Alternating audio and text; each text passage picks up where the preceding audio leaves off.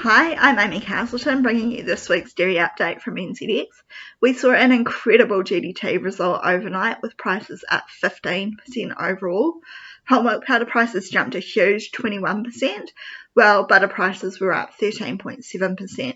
We also saw increases in price for almost all other commodities on the platform, with the only real exception being buttermilk powder, which is a marginal 0.3%.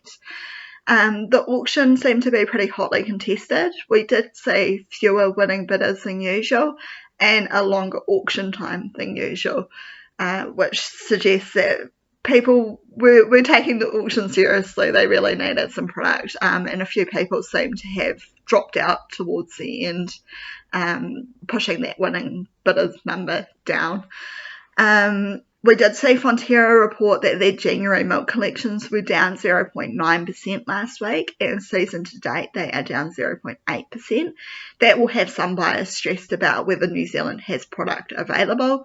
We're also seeing some pretty strong demand anyway, and buyers are trying to make sure they're stocked up on product to deal with some of those shipping delays that we've heard so much about. They'd rather ensure product is on a ship.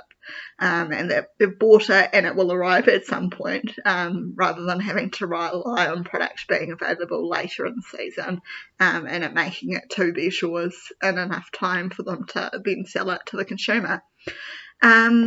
Aside from the GDT result, we saw some pretty good exports from New Zealand in January also.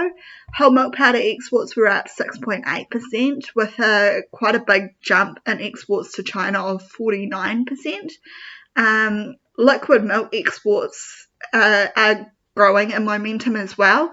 So those were up 19%, with a 27% increase in volume that was sent to China. There has been a bit of a trend towards liquid milk over the last year, with the Chinese government in particular pushing their citizens to drink liquid milk for its immune properties. In terms of milk powder imports, those are still pretty strong over in China. It's really expensive to produce milk powder domestically at the moment, so definitely still a need for imports from them. We also saw increases in New Zealand exports of cheese, AMF and lactose, but we did export less skim milk powder, butter, whey and infant formula. So pretty good result overnight, and should be interesting rest of the week. Our milk price forecast will be out tomorrow. That GDT result will certainly push it up high, likely close to $8, so keep an eye out for that.